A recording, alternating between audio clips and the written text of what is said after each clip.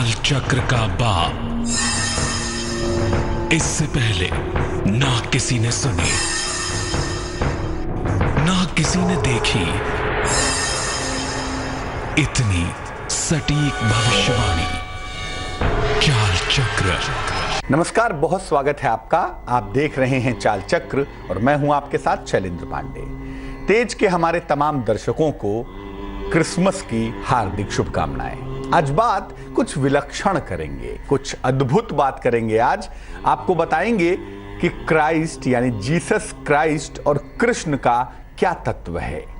आज का दिन बड़ा महत्वपूर्ण है क्योंकि आज के दिन ही जीसस क्राइस्ट का जन्म हुआ था, उनका प्राकट्य हुआ था और उनके जीवन के दर्शन की तुलना करेंगे भगवान कृष्ण के साथ और तमाम महत्वपूर्ण बातें आज आपको बताएंगे। चाल चक्र में क्या खास है, चलिए आपको बताते हैं। चाल चक्र में आज हम बात करेंगे कि भगवान कृष्ण और क्राइस्ट कैसे आपको प्रेम का संदेश देंगे, कैसे आपके साथ प्रेम में उनका जुड़ाव होगा। इसके अलावा जीवन में कैसे प्रेम की बरसात होगी। आज का जो पर्व है, जो त्योहार है, वो प्रेम के लिए, भावनाओं के लिए बेहद महत्वपूर्ण है, ये भी जानेंगे। और ये जानेंगे कि विशेष तरह के काम करने से कैसे आज जीवन में खुशियां आएंगी। आज उपहार बांटेंगे, कुछ विशेष काम करेंगे और जीवन में खुशियां आती चली जाएंगी। इसके अलावा आपकी राशियों की सब तक पहुंचेगी और आप जान पाएंगे आज का शुभ पहर। तो कार्यक्रम की शुरुआत करते हैं। सबसे पहले जान लेते हैं आज का पंचांग। आज तिथि है पौष कृष्ण पक्ष की द्वादशी तिथि। नक्षत्र है आज का विशाखा नक्षत्र। चंद्रमा आज तुला राशि में संचरण करेंगे और चंद्रमा की इस चाल के आधार पर हम ये समझेंगे कि आपका दिन कैसा जाने वाला है।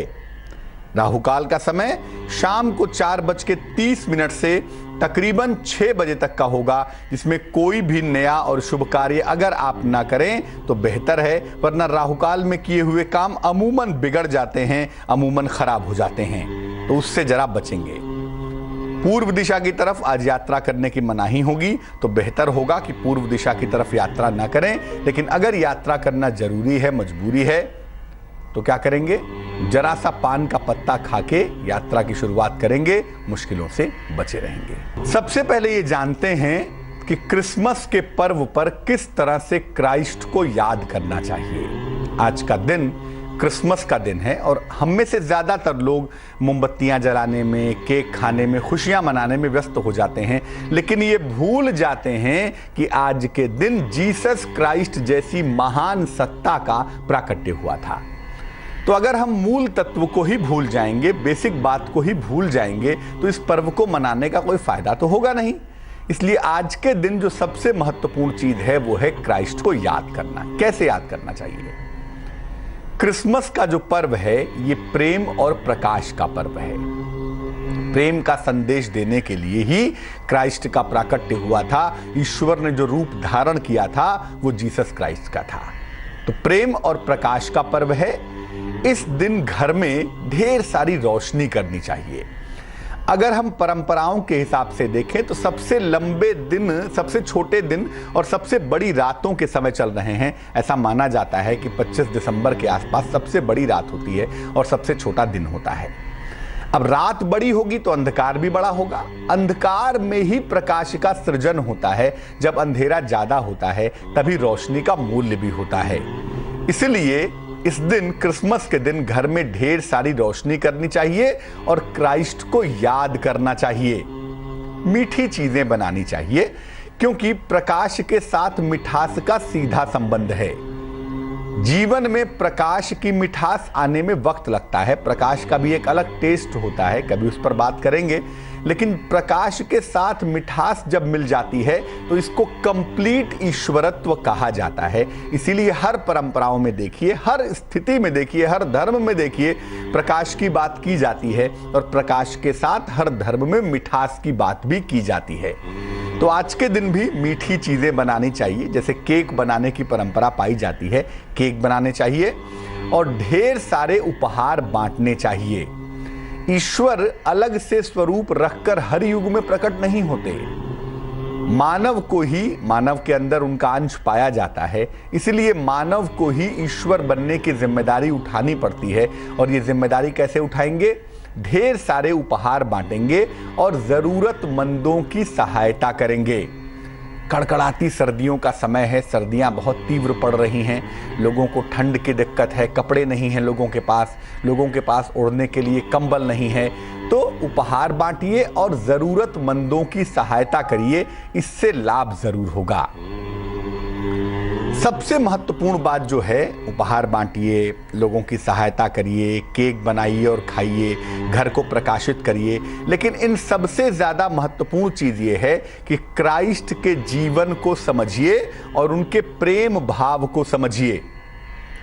क्योंकि देखिए, क्राइस्ट का पूरा जीवन आप देख लें, आप ओल्ड टेस्टामेंट पढ़ लें, न्यू टेस्टामेंट पढ़ लें, पवित्र बाइबल पढ़ लें, आप पढ़ेंगे तो ज्यादातर हिस्सों में आपको प्रेम का अनुभव होगा। तो क्राइस्ट के जीवन को भी समझना होगा और उनके प्रेम भाव को भी समझना होगा। हो सके तो पवित्र धर्म ग्रंथ का पाठ भी करिए, पवित्र बाइबल का पाठ करना भी बहुत अच्छा है। और बाइबल के उद्धरण बिल्कुल कमाल के हैं, बिल्कुल जादू की तरह हैं। अगर आप इसके उद्धरणों को पढ़ेंगे तो आपको लगेगा कि इसमें भी वही बातें लिखी हैं जो तकरीबन हर धर्म ग्रंथ में लिखी होती हैं। जो क्रक्स ऑफ द रिलीजन है, जो धर्म का निचोड़ है, वो भी बाइबल के अंदर लिखा हुआ है। पवित्र बाइबल में उसका भी उल्लेख है। तो ईसा मसीह के, प्रभु यीशु के आप जीवन को समझें, उनके प्रेम भाव को समझें और हो सके तो पवित्र धर्म ग्रंथ का पाठ करें। ये मत समझें कि मैं फला धर्म को मानता हूं तो इसको क्यों पढ़ूंगा, ऐसा नहीं है। पढ़ने में जब आप देखेंगे, ट्रेन के किसी भी डब्बे में बैठेंगे, ट्रेन का जो डेस्टिनेशन होता है, ट्रेन वहां पहुंचा देगी। तो किसी भी धर्म को मानेंगे, पहुंचेंगे ईश्वर के मार्ग पर ही। लेकिन अगर आपको विभिन्न मतांतर को पढ़ने का अवसर मिले तो उसमें बुराई कोई नहीं है। इसलिए अगर संभव हो तो इस पवित्र धर्म ग्रंथ का पाठ भी करना चाहिए। क्रिसमस का जो पर्व है, जो आज मनाया जा रहा है पूरी दुनिया भर में, इस पे अलग अलग प्रतीकों का इस्तेमाल होता है, अलग अलग सिंबल्स यूज किए जाते हैं और उन्हीं सिंबल्स का मतलब समझने की जरूरत है। हम सिंबल को ही सब कुछ मान लेते हैं, मामला वहीं बिगड़ जाता है। आपसे कहा गया कि भैया ये ईंटा सोने का है, ये ब्रिक सोने की है, इसका ये मतलब है, तो मतलब भूल गए, सोने की ईंट को ही लेके घूमे पड़े हैं। सिंबल्स का मतलब समझिए। प्रतीक इसलिए बनाए जाते हैं, सिंबल्स इसलिए बनाए जाते हैं कि उसका अर्थ समझा जाए, न कि प्रतीकों को ही मान लिया जाए। तो क्रिसमस के भी जो अलग अलग प्रतीक हैं, उनके अलग अलग मतलब हैं। मतलब क्या है? देखिए, क्रिसमस पर ईसा मसीह के समक्ष हम मोमबत्तियां जलाते हैं और उनसे अपने जीवन में प्रकाश की कामना करते हैं। याद रखिए, ईश्वर को जो चीज जिस भाव से अर्पित करेंगे ना, वही चीज उस भाव से रिफ्लेक्ट होकर आप तक पहुंचेगी। इसीलिए न्यूटन का जो नियम कहता है, क्रिया प्रतिक्रिया का नियम, कि जो जैसी क्रिया करता है, every action has its reaction, opposite and equal reaction. तो जब आप ईश्वर को प्रकाश अर्पित करते हैं तो प्रकाश के परिणाम प्रकाश ही होते हैं, जीवन में प्रकाश मिलता है। एक बड़ी अद्भुत बात आप जानिए, दुनिया में हर चीज की छाया मिलेगी आपको। कोई भी चीज दुनिया में हो, उसका शैडो होगा, लेकिन प्रकाश का कोई शैडो नहीं होता। आप मोमबत्ती जला के देख लीजिए, उसका कोई शैडो नहीं होगा। आप दिया सलाई की तीली जलाइए, उस प्रकाश का कोई शैडो नहीं होगा, प्रकाश की कोई छाया नहीं होती। इसीलिए जब आप ईश्वर को प्रकाश अर्पित करते हैं तो जीवन का अंधकार दूर होता है और ये तकरीबन हर धर्म में ये परंपरा पाई जाती है। इसीलिए क्रिसमस के दिन अलग अलग रंगों की हम मोमबत्तियां जलाते हैं, जलानी भी चाहिए, और इसको जलाकर हमारे जीवन में ढेर सारी खुशियां और सफलता भी आती है। यानी मोमबत्तियां जलाकर भूल जाना ही महत्वपूर्ण नहीं है, मोमबत्तियां जलाकर इस बात को याद रखना महत्वपूर्ण है कि हम प्रकाश का दान कर रहे हैं, ईश्वर को प्रकाश दे रहे हैं, ताकि हमारे जीवन के अंधेरे में प्रकाश आ सके। दूसरा जो प्रतीक है वो है घंटियां। प्रभु यीशु के जन्मदिन पर उनके प्राकट्य के समय घंटियां बजाई जाती हैं। मिडनाइट में, मध्य रात्रि में ईसा मसीह का प्राकट्य हुआ था, ऐसा मानते हैं। और उस समय चर्च में लोग अपने घरों में घंटियां बजाते हैं कि उनका प्राकट्य हुआ। और क्रिसमस के दिन घर को और पूजा स्थान को घंटियों से सजाया भी जाता है। देखिए, जो साउंड है ना, जो ध्वनि है, उसकी एक बड़ी खासियत है। ध्वनि कभी नष्ट नहीं होती, अनंत काल तक आकाश में शून्य में भ्रमण करती रहती है। इसीलिए जब हम घंटी बजाते हैं या घंटा बजाते हैं तो उसकी जो ध्वनि होती है, आप देखिए, बहुत समय तक हवा में तैरती है। घंटा बजाया, टन की आवाज हुई और वो टन धीरे धीरे धीरे धीरे कम होता चला जाता है। तो धीरे धीरे जो आवाज का घटना और बढ़ना है ना, इसका एक विशेष प्रभाव होता है जो आपके मन पर और आपके दिलो दिमाग पर पड़ता है। यहां तक कि जो घंटियों की आवाज है, घंटियों की ध्वनि है, जो उसके संपर्क में आते हैं, उनकी निगेटिव एनर्जी दूर हो जाती है। इसीलिए अगर आप परंपराओं में देखिए तो मंदिरों में बड़े बड़े घंटे होते हैं, या बुद्धिस्ट परंपराओं में देखिए, बौद्ध परंपराओं में भी देखिए, बड़े बड़े घंटे होते हैं, ताकि उसका जो स्पंदन है, वो वाइब्रेशन है, वो लंबे समय तक बना रहे और निगेटिव एनर्जी आपकी दूर हो जाए। तो घरों में घंटियां बजाने से, प्रभु ईसा मसीह के जन्म के समय घंटियां बजाने से, एक तो खुशी की बात है, भाई आवाज कर रहे हैं, खुशी मना रहे हैं, घंटी बजा रहे हैं, और दूसरा यह है कि उससे घर की और जीवन की हर तरह की जो निगेटिव एनर्जी है वो दूर हो जाती है। इसीलिए घंटियां बजाई जाती हैं। घंटियां बजा के शोर मचाने से बढ़िया आप इस बात को समझिए कि घंटियां बजाई क्यों जाती हैं। जब बजाएंगे और उसका अर्थ समझेंगे तो आप फायदा ज्यादा उठा पाएंगे और सही तरीके से घंटी बजा पाएंगे। मीठी चीज, वैसे भी मैंने पहले बताया कि मिठास एक बड़ी अद्भुत चीज है ना, मिठास एक बहुत अद्भुत चीज है। दुनिया में हर चीज के पीछे जो टेस्ट है ना, वो मीठा होता है। आप कड़वी चीज खा के देखिए, पानी पीजिए, कुछ देर बाद मीठी लगने लगेगी। एक बड़ा अद्भुत सा साइंस है। हर चीज के पीछे एक मीठा भाव होता ही है, क्योंकि बेसिकली हम मीठे हैं, हम ईश्वर के अंश है ना। इसीलिए जब जीवन से मिठास दूर होता है तो अवसाद पैदा होता है, तनाव पैदा होता है, डिप्रेशन पैदा हो जाता है। और इसीलिए साइंस कहता है कि मीठी चीज खाने से, खासतौर से चॉकलेट खाने से, मीठी चीज खाने से तनाव दूर होता है, अवसाद दूर होता है। जिनको मीठी चीज पसंद होती है, आमतौर पर खुशदिल लोग होते हैं, क्योंकि मन जो है ना उनका, वो मीठे की तरफ चल रहा है। यानी अमूमन चीजों को लेकर बहुत तनाव नहीं पालेंगे वो।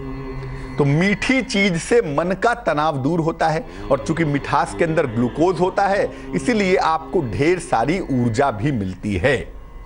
तो जिनको जरा भी तनाव है, जरा भी अवसाद है, डिप्रेशन है, टेंशन में बहुत रहते हैं, ऐसे लोगों को क्रिसमस के दिन ईसा मसीह को याद करके केक खाना चाहिए और केक खिलाना चाहिए। अब केक खाने की परंपरा यह है कि ठंडी जगहों से शुरुआत हुई थी, इसलिए ठंडी जगहों पर केक बनाते हैं। आप मिठाई भी खिलाएंगे, लड्डू भी खिलाएंगे, तो भी प्रभु प्रसन्न होंगे। ऐसा नहीं कि वो कहेंगे कि नहीं, मैं केक ही खाऊंगा, मैं लड्डू नहीं खाऊंगा। मीठी चीज होनी चाहिए ना। प्रकाश के साथ संगीत आ गया, साउंड आ गया, घंटी की आवाज आ गई, और साथ में मिठास आ गया। अद्भुत कॉम्बिनेशन बना, जिससे आपका मन, आपका जीवन वाइब्रेटेड होगा। आपके जीवन में एक अद्भुत आनंद का अनुभव होगा। एक जो त्योहार का अनुभव होगा ना, वो मिडनाइट को होगा, और उसमें त्योहार के साथ ईश्वर का अनुभव भी हो जाए, इसके लिए तमाम व्यवस्थाएं की गई हैं। जीवन में जिस तरह की खुशियां आप चाहते हैं, वैसी ही चीजों का उपहार आप अपने लोगों को दें या जरूरतमंद लोगों को दें। आप चाहते हैं कि जीवन में आपको धन का अभाव ना हो, तो धन बांटिए, लोगों को पैसे दीजिए। अब ये नहीं कह रहा हूं घर लुटा दीजिए, लेकिन जितना संभव हो, जितना आप अफोर्ड कर सकें, उतने धन का दान जरूरतमंदों को करें, उससे लाभ होगा। अगर आप रिश्ते बनाना चाहते हैं, रिश्ते जोड़ना चाहते हैं, तो चॉकलेट उपहार में दीजिए। एक तो मिठास होती है इसके अंदर, और चॉकलेट का उपहार देना मन को बहुत वाइब्रेंट कर देता है, मन को बड़ा अच्छा कर देता है। आप कपड़ों का उपहार दे सकते हैं, आप तमाम गैजेट्स का उपहार दे सकते हैं, लेकिन ज़्यादातर वही उपहार में दीजिए जिसकी अगले व्यक्ति को आवश्यकता है, और खूब प्रेम के साथ दीजिए। प्रेशर नहीं है आपके ऊपर कि पंडित जी ने कहा उपहार दो, अरे यार उपहार लाना है, चलो ले ही आए। ऐसा नहीं, जो आपके मन में हो कि नहीं प्रेम से उपहार देंगे, इसी को देंगे, उसी को दीजिए। और रिश्तों को बनाने के लिए, रिश्तों को जोड़ने के लिए चॉकलेट उपहार में दीजिए। चॉकलेट उपहार में देना बहुत अच्छा होगा, बहुत सुंदर होगा। तो प्रभु ईसा मसीह का जन्म पूरी मानवता के लिए जन्म है। ये किसी खास धर्म का जन्म है, किसी खास धर्म विशेष के लिए जन्म है, ऐसा नहीं कह सकते। महापुरुषों का जन्म किसी धर्म के लिए नहीं होता। ये बात अलग है कि जिस परंपरा का वो प्रतिपादन करते हैं, उसके मानने वाले उनके माने जाते हैं। लेकिन मानवता में ऐसे महापुरुषों का जन्म सबके लिए होता है, पूरी ह्यूमैनिटी के लिए होता है। अब सवाल यह है कि अगर हम परंपराओं को देखें तो हिंदू मैथोलॉजी में सबसे बड़ी सत्ता जो प्रेम की मानी जाती है, जो रस की सत्ता है, वो कृष्ण है। और अगर हम क्रिश्चियनिटी में देखें तो वो सत्ता क्राइस्ट है। कृष्ण और क्राइस्ट में क्या समानता हो सकती है? आखिर कोई समानता है या नहीं है? हम ये नहीं कह रहे कि शिव और क्राइस्ट में समानता है, नहीं, हम कह रहे हैं कृष्ण और क्राइस्ट में क्या समानता हो सकती है, आइए आपको बताते हैं। क्राइस्ट में और कृष्ण में विशेष तरह की समानताएं हैं और ये दोनों बताते हैं कि दोनों महाअवतार हैं, दोनों ही प्रेम का प्रतीक हैं। क्या समानता है? देखिए, दोनों ही प्रेम के अवतार हैं। अगर आप पवित्र बाइबल पढ़ें या श्रीमद् भगवत गीता पढ़ें तो आपको बहुत सारी चीजें बहुत समान दिखाई देंगी। उनका जीवन भी अगर देखें तो दोनों का जीवन प्रेम से पगा हुआ है, प्रेम से बंधा हुआ है। दोनों ही प्रेम के अवतार हैं। आप नहीं कह सकते कि दोनों के जीवन में प्रेम नहीं है। दोनों का जीवन प्रेम से भरा हुआ है और दोनों ने ही अपने मानने वालों को सर्वाधिक जो उपदेश दिए हैं वो प्रेम के दिए हैं और सारी दुनिया को प्रेम से बांधने का प्रयास किया है। दोनों के उपदेश व्यक्ति के जीवन में ऊर्जा भरने का प्रयास करते हैं। अगर कृष्ण कहते हैं कि जो मेरी शरण में आता है मैं उसके सारे दुखों को हर लेता हूं, तो क्राइस्ट कहते हैं कि खटखटाओ दरवाजा खुलेगा, पुकारो तुम्हारी मांग पूरी होगी। यानी तकरीबन वही बातें कहते हैं जिससे व्यक्ति के जीवन में यह भाव पैदा होता है, व्यक्ति के जीवन में यह भाव प्रबल होता है कि ईश्वर हमारे लिए है, ईश्वर हमारे साथ है। यह भरोसा जो पैदा होता है वो निश्चित रूप से कृष्ण और क्राइस्ट के जीवन को देखकर 100% होता है। दोनों के जन्म की जो स्थितियां हैं वो तकरीबन कुछ अलग तरह की हैं, कुछ विचित्र हैं। दोनों के जन्म की स्थितियां बहुत सुखद नहीं रही, लेकिन चूंकि महाअवतार हैं, महापुरुष हैं, इसलिए दोनों के जन्म के बारे में विशिष्ट लोगों को सूचना मिली। एक का जन्म हुआ जेल में कठिनतम स्थितियों में, लेकिन जन्म के बाद जो विशेष लोग थे वो जाने, और एक का जन्म हुआ आकाश में तारे ने सूचना दी कि किसी महामानव का जन्म हुआ है। तो दोनों के जन्म की जो स्थितियां हैं वो कुछ अलग तरह की हैं, कुछ विशेष तरह की हैं। इनका जन्म विशेष हुआ, लेकिन जब जीवन में कोई विशेष घटना घटी तो इनका ईश्वरीय रूप सामने आया। कृष्ण ईश्वर हैं, ये बात उन्होंने जन्म से हर कदम पर प्रमाणित की है। जिसका जन्म लेने पर जेल खुल जाती है, यमुना घट जाती है, जो बचपन से ही राक्षसों का वध करता चला आता है और किशोरावस्था में कंस जैसे महाराक्षस का वध कर देता है, वो मामूली आदमी नहीं हो सकता। ईसा मसीह का जब रिवाइवल हुआ, पुनरुत्थान हुआ, तब लोगों को लगा कि नहीं, ये तो महामानव है। तो दोनों के जीवन में कुछ विशेष घटा, कुछ विशेष इन्होंने किया या ईश्वर ने करने का इनको माध्यम बनाया, और तब लोगों को इस बात का अनुभव हुआ कि ये ईश्वर थे। हालांकि उनके काल में, उनके समय में इनको बहुत सारे लोग नहीं पहचान पाए, वही पहचान पाए जिनको पहचानना था कि ये ईश्वर हैं। और अद्भुत बात यह है कि कृष्ण और क्राइस्ट दोनों की सत्ता आज भी गुरु के रूप में विद्यमान है। जो कृष्ण के मानने वाले हैं, ध्यान में, मंत्र जप में, कृष्ण की समाधि में निश्चित रूप से कृष्ण का अनुभव बिल्कुल वैसे ही कर सकते हैं जैसे हम और आप एक दूसरे का अनुभव करते हैं। और क्राइस्ट के मानने वाले भी क्राइस्ट का अनुभव वैसे ही कर सकते हैं जैसे कि हम और आप आज एक दूसरे का अनुभव कर पाते हैं। तो दोनों ही आज गुरु रूप में विद्यमान हैं, और जो जिस रूप से जुड़ना चाहता है उसको उस रूप से गाइडलाइन मिलनी शुरू हो जाती है। अब ऐसा नहीं है कि क्रिसमस का दिन है तो केवल क्राइस्ट को ही याद किया जाए, नहीं। क्रिसमस के दिन आप प्रेम के अवतार भगवान कृष्ण को भी याद कर सकते हैं, और यकीन मानिए अगर आप गहरे ध्यानी होंगे, गहन ध्यान करना जानते होंगे, तो निश्चित रूप से कृष्ण में क्राइस्ट का और क्राइस्ट में कृष्ण का अनुभव हो सकता है आपको। क्योंकि दोनों ही सत्ताएं एक तरह की सत्ताएं हैं, दोनों ही सत्ताएं एक दूसरे में घुलती मिलती सी हैं, दोनों का जीवन एक दूसरे में घुलता मिलता सा है और बिल्कुल प्रेम में पगा हुआ है, प्रेम में रंगा हुआ है। इसीलिए दोनों की सत्ताओं में आपको बहुत बार कंफ्यूजन हो सकती है कि कृष्ण और क्राइस्ट एक तो नहीं। इसीलिए जब कोई व्यक्ति कृष्ण को याद करता है, कृष्ण तत्व से जुड़ता है, तो उसको कभी कभी क्राइस्ट का अनुभव होता है, और जो व्यक्ति क्राइस्ट को याद करता है, एक्चुअली में क्राइस्ट से जुड़ता है, उसको कभी कभी कृष्ण का अनुभव भी हो जाता है। चाल चक्र में आगे आप जान पाएंगे आज आपकी राशियों की सटीक भविष्यवाणी क्या है, कैसे आप अपने दिन को बेहतर बनाएंगे, आज का शुभ पहर क्या होगा और शुभ पहर के हैं, और जानते हैं कि मेष राशि के लोगों के लिए आज का दिन कैसा जाने वाला है। मेष राशि, नई नौकरी के योग बन रहे हैं, शिक्षा में सुधार होता हुआ दिख रहा है, हो सकता है कोई वाहन खरीदें, कोई गाड़ी खरीदें, इसकी संभावना भी बनी हुई है।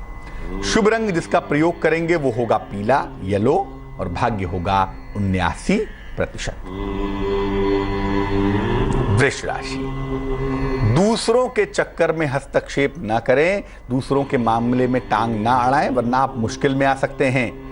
और परिवार में किसी भी तरह का वाद विवाद हो, शांति बनाए रखें। हालांकि जीवन साथी का सहयोग आपके साथ बना हुआ है, इसलिए मुश्किलों से तो आप बाहर आ ही जाएंगे। शुभ रंग काला होगा और भाग्य होगा 96%। मिथुन राशि, सेहत आज आपकी ठीक बनी रहेगी, किसी मनोरंजक कार्यक्रम के योग भी बनते हुए दिखाई दे रहे हैं, और लगातार आपको धन का लाभ भी हो रहा है। शुभ रंग जिसका प्रयोग करेंगे, जिसका इस्तेमाल करेंगे वो होगा सुनहरा, और भाग्य होगा 41%। कर्क राशि, स्वास्थ्य का बहुत ख्याल रखना है, सेहत का ध्यान रखें, क्रोध बिल्कुल नहीं करेंगे, और वाहन चलाने में कोई जल्दबाजी नहीं है, कोई लापरवाही नहीं है, अन्यथा दुर्घटनाओं के शिकार हो सकते हैं। शुभ रंग लाल होगा और भाग्य होगा 50%। सिंह राशि, किसी अतिथि का आगमन होता हुआ दिख रहा है, अचानक धन की प्राप्ति भी हो पाएगी आपको, और संपत्ति संबंधी जो भी विवाद हैं वो अगर कोशिश करें तो सुलझ जाएंगे आज। शुभ रंग भूरा यानी ब्राउन है, और भाग्य है 90%। कन्या राशि, कोई भी बड़ा निर्णय अगर अभी न लें तो ज्यादा बेहतर होगा। कारोबार में मुश्किलें आ सकती हैं, कारोबार में समस्या के योग बने हुए हैं, साथ ही साथ यात्रा के योग भी हैं, बहुत आवश्यक न हो तो यात्रा ना करें। शुभ रंग हरा होगा और भाग्य होगा 55%। तुला राशि, लिब्रा, परिवार में खुशहाली आती हुई दिखाई दे रही है, संतान पक्ष से आपको सुख मिल रहा है, संपत्ति का अर्जन कर सकते हैं, हो सकता है कोई नई संपत्ति खरीदें, इस समय उसकी स्थितियां बनी हुई हैं। शुभ रंग गुलाबी है और भाग्य है 67%। वृश्चिक राशि, आपके तमाम रुके हुए काम बनते हुए दिखाई देंगे, अगर कोई कारोबार करते हैं तो उसमें फायदा होता हुआ दिखेगा, इस समय कोई नई संपत्ति खरीद सकते हैं, यह संभावना दिख पा रही है। शुभ रंग सफेद होगा, व्हाइट होगा, और भाग्य होगा 81%। धनु राशि, आप प्लानिंग बहुत सारी कर रहे हैं, बहुत सही समय है, लेकिन अपनी योजनाओं को किसी को ना बताएं। किसी लंबी यात्रा के योग बने हुए हैं, और अगर कोई विवाद है, कोई मुकदमा है, तो उसमें भी सफलता मिलती हुई दिखाई दे रही है। शुभ रंग जिसका प्रयोग करेंगे वो होगा धानी, और भाग्य होगा 74%। मकर राशि, परिवार में किसी मंगल कार्य के योग बने हुए हैं, आर्थिक लाभ भी होता हुआ आपको दिख रहा है, और इस समय जीवन साथी का भरपूर सहयोग भी आपको मिल पा रहा है। शुभ रंग जिसका इस्तेमाल करके लाभ ज्यादा होगा वो होगा बैगनी, पर्पल, और भाग्य होगा 69%। कुंभ राशि, अनावश्यक विवादों से बचें, बेवजह का झगड़ा लड़ाई बिल्कुल ना करें, मान सम्मान की प्राप्ति होती हुई दिखाई दे रही है, और अगर कहीं पे धन रुका या फंसा हुआ है तो वो आपको प्राप्त हो सकता है। शुभ रंग नीला होगा और भाग्य होगा 68%।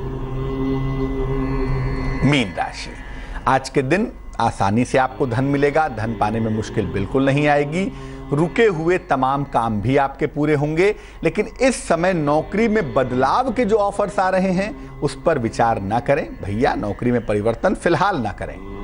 शुभ रंग पीला होगा, येलो होगा, और भाग्य होगा 63%। एक दर्शक जुड़ रहे हैं हमारे साथ, धनबाद से संजय जी हैं, आइए संजय जी से बात करते हैं। हाँ जी संजय जी बताइए। मेरा अभी व्यापार थोड़ा सा मंदा चल रहा है, 2012 से थोड़ा मेरा व्यापार थोड़ा मंदा चल रहा है, ऐसे हम पन्ना पहने हुए हैं। डेट ऑफ बर्थ क्या है आपकी? जी मेरा 30/9/1974। समय क्या है? सुबह का 6:25। और कहाँ पे जन्म हुआ है? जी धनबाद में। कौन सा व्यापार करते हैं आप? जी हम सिविल कॉन्ट्रैक्टर हैं। सिविल कॉन्ट्रैक्टर हैं जी। और काम में दिक्कत क्या आ रही है? काम में रुकावट आ रही है, दिक्कत आ रही है और पैसा का भी बहुत हानि हो रहा है। मैंने 2012 से पैसा का बहुत हानि हो रहा है। 2012 से? जी। इस समय संजय जी आपका स्वास्थ्य कैसा है? स्वास्थ्य तो मेरा ठीक है, मगर थोड़ा सा पेट में गड़बड़ी रहता है। कन्या लग्न है संजय जी आपका और आपकी राशि जी। बंदी है कुंभ। जी। महादशा आपकी चल रही है बुध की और आपकी अंतरदशा चल रही है शनि की। शनि नामक ग्रह इस कुंडली के 10वें खाने में बैठा है और शनि की स्थिति बहुत मजबूत नहीं है क्योंकि मंगल और सूर्य से केंद्र में है। शुक्र नामक ग्रह जो कि कन्या लग्न के लिए धन का स्वामी है, कारोबार को बेहतर करने का मालिक है, लगातार पैसे को इंप्रूव करने का मालिक है, वो बेहद कमजोर है। इस वजह से भी दिक्कतें आपको आ रही हैं। अभी के लिए तो मैं कहूंगा कि जरा दशाओं के बदलने का हम इंतजार करेंगे। ज्योतिष कहता है कि जुलाई अगस्त के बाद, मतलब जुलाई 2017 के बाद से चीजें आपकी बेहतर होनी शुरू होंगी, तब तक हम वेट करेंगे। सिविल कॉन्ट्रैक्टर वाला काम तो आपका ठीक है, लेकिन इसके अलावा अगर इलेक्ट्रिकल इलेक्ट्रॉनिक्स का काम मिले, लोहे का काम मिले, बिजली का काम मिले, तो ये तमाम काम आपको सूट करेंगे। सिविल कॉन्ट्रैक्टरशिप के अलावा बिजली का कॉन्ट्रैक्टरशिप लेना, लोहे का काम करना, कोयले का काम करना, ये भी आपके लिए सूटेबल होगा, ये भी आपके लिए अच्छा होगा। लेकिन जो भी कोई काम इस काम में जोड़ेंगे या जो भी कोई नया काम शुरू करेंगे वो जुलाई के बाद करें तो ज़्यादा बेहतर होगा। पन्ना आपने बिल्कुल ठीक पहना है, पन्ना पहने रखिए ताकि स्वास्थ्य में दिक्कतें ना हो। और साथ ही साथ एक ओपल बनवा लीजिए, वजन में तकरीबन 12-14 रत्ती का ओपल, चांदी की अंगूठी में, सीधे हाथ की तर्जनी उंगली में, इंडेक्स फिंगर में, शुक्रवार की शाम को धारण करिए। पन्ना बिल्कुल ठीक पहना है, साथ में एक ओपल भी जरूर पहन लें, उससे आपको लाभ होगा। और रोज सुबह 108 बार, रोज शाम को 108 बार ओम शं शनैश्चराय नमः, ओम शं शनैश्चराय नमः सुबह शाम इस मंत्र का जप करें, इससे आपको लाभ होना शुरू हो जाएगा। जुलाई तक अपने पैसे रुपए लगाने में, काम करने में थोड़ी सावधानी रखेंगे। चीजें थोड़ी बेहतर तो होंगी उपाय करने से, लेकिन जुलाई के बाद चीजें ज्यादा बेहतर होंगी। तब तक हमें कोई भी लापरवाही नहीं करनी है। एक दर्शक जुड़ रहे हैं हमारे साथ, दिल्ली से संतोष जी हैं, उनसे बात करते हैं। संतोष जी बताइए। हरिओम पंडित जी, ये मेरा भतीजा है शिवम गुलाटी जी। उसकी डेट ऑफ बर्थ है 17/12/2000। समय 4:20 शाम को, 4:15 और 4:20 के बीच में दिल्ली में है। क्या जानना चाहती हैं?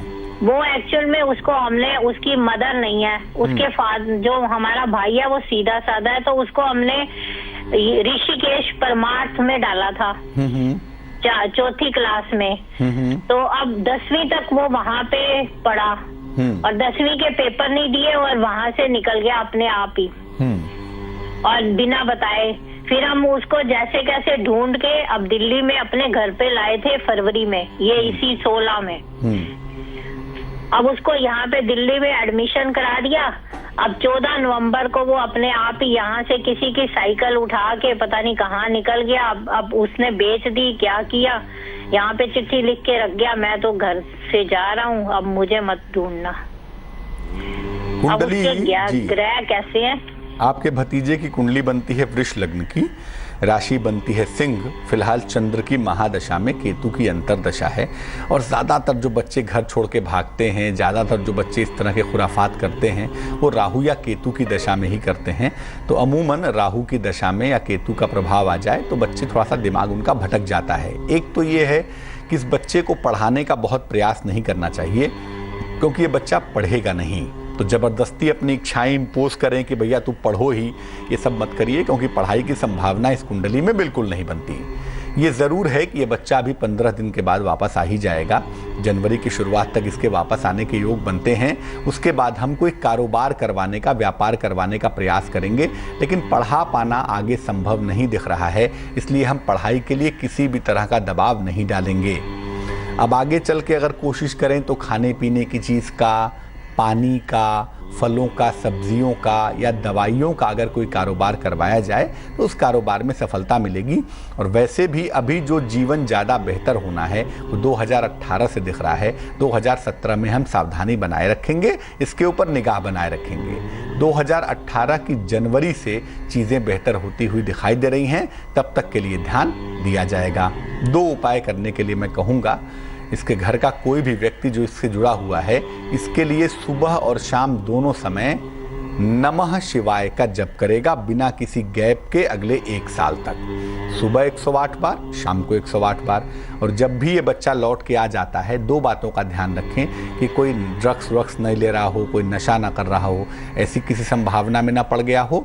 और दूसरा ध्यान रखें कि कोई अपराध में ना पड़ जाए। 2017 में हम थोड़ी सावधानी रखेंगे, इसके लिए मंत्र जप करेंगे, भगवान शिव से प्रार्थना करेंगे। 2017 बीत जाने के बाद से चीज़ें बेहतर होती हुई दिखाई दे रही हैं। एक दर्शक जुड़ रही हैं, पूजा हैं हमारे साथ दिल्ली से, उनसे बात करते हैं। पूजा बताइए। नमस्ते पंडित जी। जी नमस्कार। पंडित जी, आपसे पहले भी बात की थी, कुछ पूछना था। पहले आपने उपाय कुछ बताए थे, एक अंगूठी बताई थी आपने पहनने के लिए, मोती। तो मेरी सिस्टर है, उनकी मैरिज की जहाँ भी बात करते हैं हो नहीं रही है, उनकी सेकंड मैरिज करानी थी। आपने बताया था मोती पहना दो, कब तक होगी उनकी? तो आपको पहले बताया होगा ना शादी का समय क्या होगा? वो टाइम कब तक होगा? जहाँ भी बात होती है वो बनती नहीं है। डेट ऑफ बर्थ बताइए अपनी बहन जी की। 75, 3 मार्च। 3 मार्च 75। समय क्या है? रात के 2 बजे दिल्ली। अभी आपकी बहन जी ने मोती पहन ली है? हाँ जी। देखो, आपके बहन जी की जो कुंडली हमारे पास बनती है, इसमें मूलतः चंद्रमा की ही ज़्यादातर समस्या है। इस वजह से इनको मोती पहनने को कहा गया है। वृश्चिक लग्न है इनका और इनकी राशि है तुला। शनि की 7.5 उतर रही है। ज्योतिष के हिसाब से देखें तो 2017 के मध्य में, यानी आने वाले साल में जून जुलाई का जो समय होगा, या बहुत होगा तो मई जून जुलाई का जो समय होगा, उसमें इनकी शादी होती हुई दिखाई दे रही है। इस बात की संभावना बनती है। दूसरा ये है कि विवाह बहुत आराम से हो जाएगा, उसमें चिंता की ज़रूरत नहीं है। दिल्ली इनका जन्म स्थान है, दिल्ली के निकट ही, दिल्ली NCR में ही शादी होगी और सेकंड मैरिज इनकी सक्सेसफुल होगी। वैवाहिक जीवन इनका ठीक होगा। एक तो मोती आपने इनको पहनाई दी है, मोती तो ये पहने रहेंगी। और साथ ही साथ सुबह और शाम दोनों समय एक तो शिव जी की पूजा करें, नमः शिवाय, सुबह 108 बार, शाम को 108 बार जप लें। और मंगलवार के दिन अगर ये व्रत रखें, मंगलवार के दिन हनुमान जी की पूजा करें तो लाभ और भी ज़्यादा होगा और भी जल्दी होगा, बेहद फायदेमंद होगा। तो आज हमने बात की भगवान कृष्ण और क्राइस्ट की, और ये जाना कि आज का दिन क्यों इतना महत्वपूर्ण है और आज के दिन क्या करना चाहिए। अब जान लेते हैं क्या है आज का शुभ पहर। आज का शुभ पहर है रात को 10:30 से तकरीबन 12 बजे तक। इस समय में घर में सुगंधित और रंग बिरंगी मोमबत्तियां जलाएं, एक भी जलाएं तो भी काम चलेगा। और इसके बाद कोई इच्छा अगर है तो वो कहें जलाने के बाद आपकी कोई भी पुरानी इच्छा पूरी हो जाएगी आज। लेकिन याद रखिए, इच्छा रीजनेबल होनी चाहिए। शुभ पहर फिर से नोट कर लें। शुभ पहर का समय रात को 10:30 से तकरीबन 12 बजे तक। तो एक बार फिर से तेज के तमाम दर्शकों को क्रिसमस की हार्दिक शुभकामनाएं। मुझे दीजिए इजाजत। आगे देखिए संजय सिन्हा की कहानी। नमस्कार।